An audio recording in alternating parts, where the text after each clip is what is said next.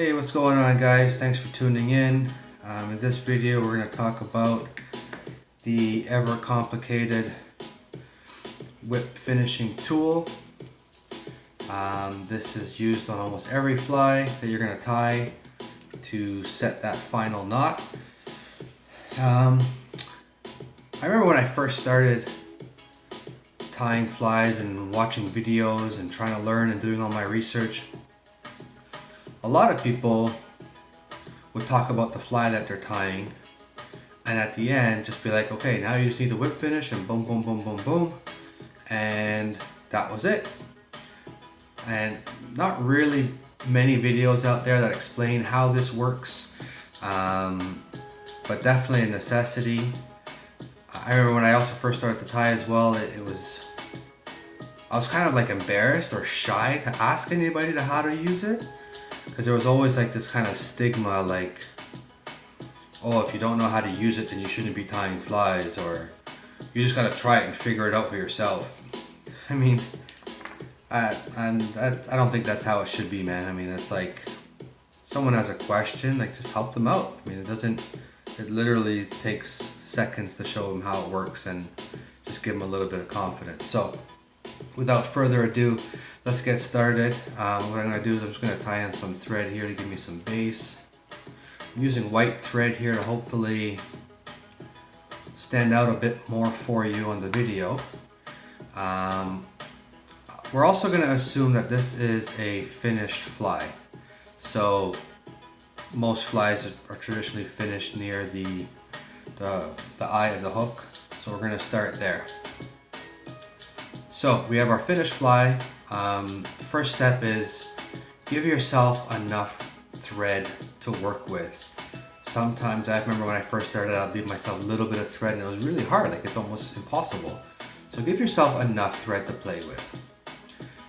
Second step is they make these tools in this shape and they allow them to spin for a reason. So more often than not during the whip finish process, you're going to let the tool do what it wants to do. Do what it was built for. So we got our enough thread here.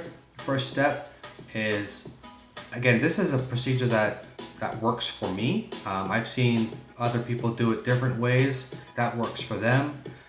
Maybe you find this easier, but this has worked for me. None of my flies have exploded on me, knock on wood. But this is what works. So I'm going to start by putting the thread within the pointy part of this tool. That's going to be my first point of contact. And then from there, I'm going to wrap my thread around to this butt end of the tool. So to do that, simply just keep contact and then wrap around to the butt end. Okay, so it's going to be 1, 2, and then from there, you're going to wrap it around to touch the thread over there. Okay, so again, 1, 2, 3 to wrap around, and you're going to make that number 4. So if I flip this up, you should be able to see a number 4 with my thread here. So that's going to be facing me, obviously. It's like an upside down 4 at this point. And then from there, I like to, with both hands, sort of do this motion and bring the thread a little bit closer. Alternatively, you can't just use your left hand and do like that so it's touching the hook.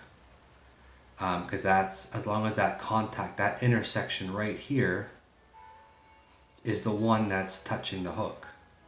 I like to leave myself a little bit of space here so that I can do like that. So again, it's this motion to bring it together.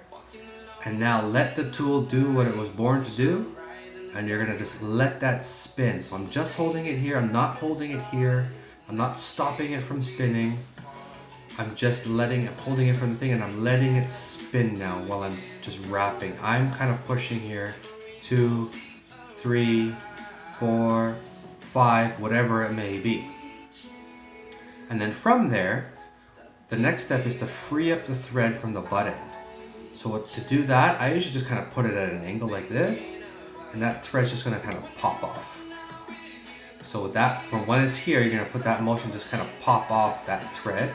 And now you're left with it only touching from that first point of contact. And now with my left hand, I'm kind of pulling it while keeping a little bit of tension from here.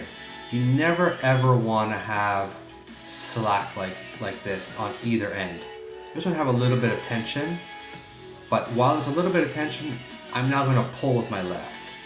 And I'm just going to sort of bring it. It's kind of pulling the thread and the tool. From there, you want to free up that hook and let it slide out, and then give it a little tug to fully seat the knot. That's an important step there. Reseat that knot. Okay? So let's do that again to recap, because I know sometimes it goes fast, sometimes it goes too slow.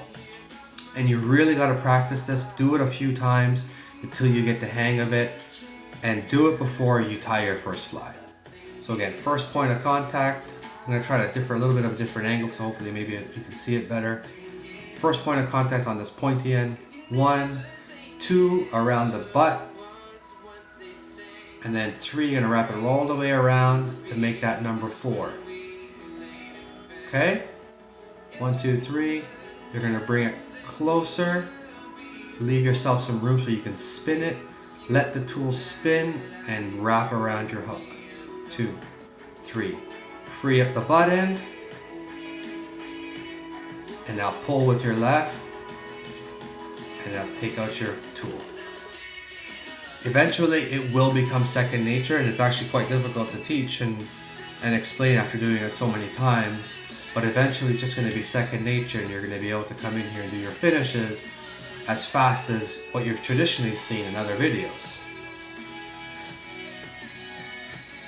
Okay, and that's just how it works. So give it a lot of practice, give it a few tries. Again, I'm going to stress this. I probably can't stress it enough. Learn the knot before you tie your first fly. If you have any questions, shoot me some comments, send me a message. Thanks for watching, guys.